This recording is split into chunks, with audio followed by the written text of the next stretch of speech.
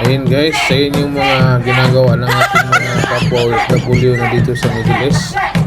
Ayun, nakikita nyo yun, ano yung mga ginagawa nila.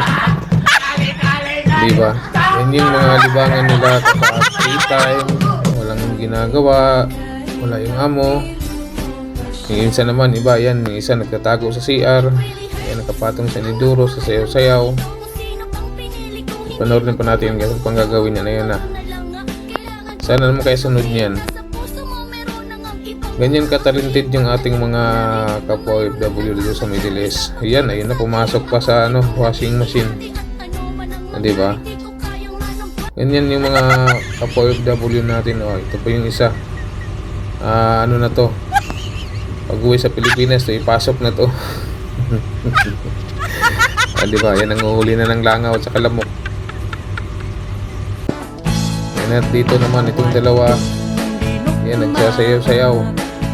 Ganyan yung mga ginagawa ng ating mga OFW, kung ano yung mga napasok sa isipan nila na pag-weekend time, pag wala yung amo, pagtapos na nagluto, tapos na naglinis.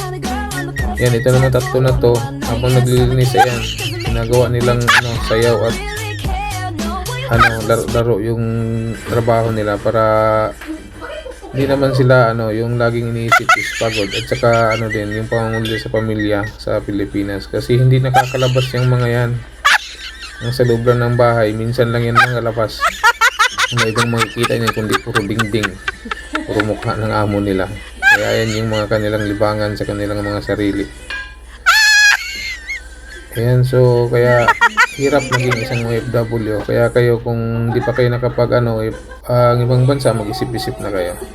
Yan, ito naman nagpapawasonsyo ata itong mga to. Ayan, tingnan mo. Ayan, dito na lang guys, at hanggang sa muli. Huwag mong kalimutan i-hit and likes and then share the live. Maraming salamat. God bless. Ayan, natumba na.